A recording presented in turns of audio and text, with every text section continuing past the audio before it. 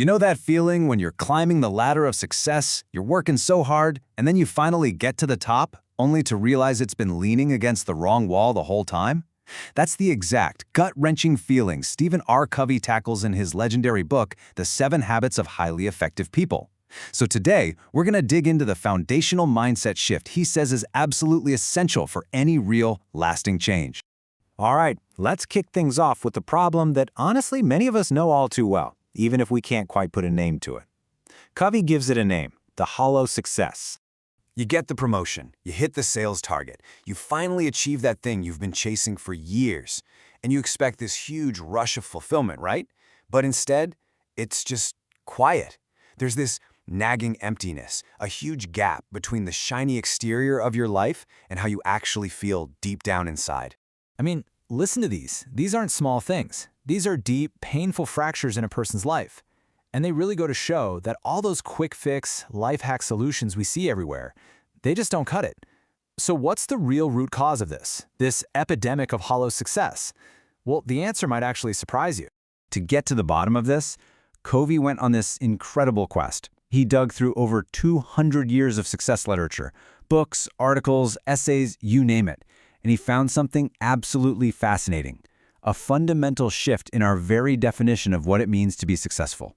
What he saw was this seismic shift. For the first 150 years or so in America, success was all about what he called the character ethic. Things like integrity, humility, courage, justice, your inner core. But then boom, after World War II, the whole script flipped. The focus completely pivoted to what he calls the personality ethic, public image, social skills, and all those quick fix techniques. And right there, that's the whole problem in a nutshell. See, the character ethic is about building a solid foundation from the inside out. The personality ethic, on the other hand, is like social aspirin. It might ease the surface-level pain for a little while, but it does absolutely nothing to treat the chronic illness underneath. Think about it. How many times have we tried to fix a deep-seated problem with a surface-level hack, only to find it just doesn't last? So here's the crucial takeaway. A lot of us are out here trying to fix character ethic problems, like a lack of trust in a relationship, with personality ethic solutions, like using some clever communication trick. We're trying to use time management hacks to fix a deep lack of purpose. It just doesn't work. And the big question is, are you using the right tools for the job? Okay, but why does this distinction matter so much?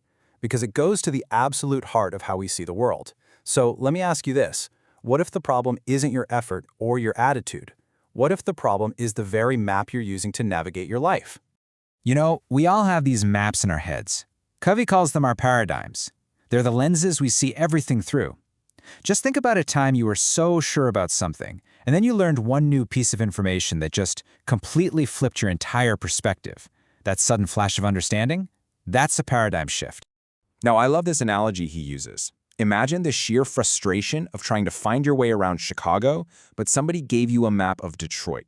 You could run faster, you could have a better attitude, you could try harder, but all you're going to do is get to the wrong place faster.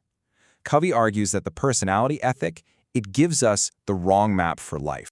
And to show just how powerful a change in our map can be, Covey tells this amazing story. He was on a quiet subway in New York one Sunday morning. You know the vibe, people are reading, resting, it's peaceful.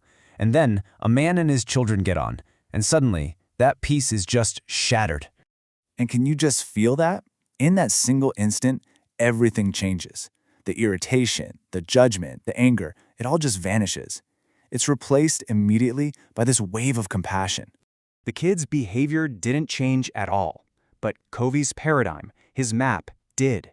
He saw the exact same situation completely differently, and because of that, he felt and acted differently. That is the power of working on the root cause. When you change your paradigm, you literally change your world. So if the problem is on the inside, in our maps, and our paradigms, then the solution has to start from the inside too. This is the choice Covey lays out for us, to adopt an inside-out approach. It's about taking back control, starting with the one thing you actually can control, yourself. It's kind of like building a house. You don't start with the paint and the curtains. You have to start with the strong, unseen foundation. That's your character. Those are your private victories, like self-mastery and integrity. Only when that foundation is solid can you build the visible walls and roof, which are the public victories, like great relationships and teamwork. To really understand the secret to true effectiveness, we have to look at a fable I'm sure we all know, the story of the goose that laid the golden eggs.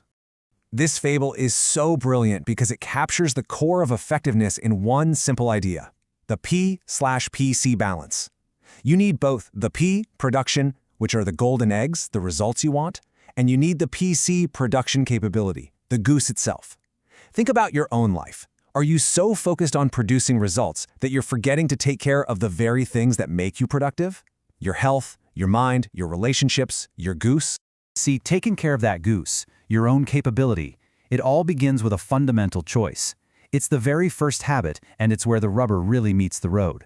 So if you're ready to take that first step, it all starts with this one powerful idea: be proactive. Okay, picture two circles. The first is a giant, chaotic storm cloud. That's your circle of concern. It's full of all the things you worry about but can't really control. Reactive people live there, getting blown around by the wind. But inside that storm is a smaller circle, like a spotlight that you control. This is your circle of influence. It holds everything you can do something about. Proactive people, they focus all their energy right there. This entire idea is captured perfectly in this powerful thought from Viktor Frankl, a psychiatrist who survived the horrors of the Holocaust. He realized that between what happened to him, the stimulus, and how he reacted, the response, there is a space. And in that space is our power to choose. Just let that sink in for a second. In that little gap lies our entire freedom. You know, the map you're using is revealed in the words you speak every day.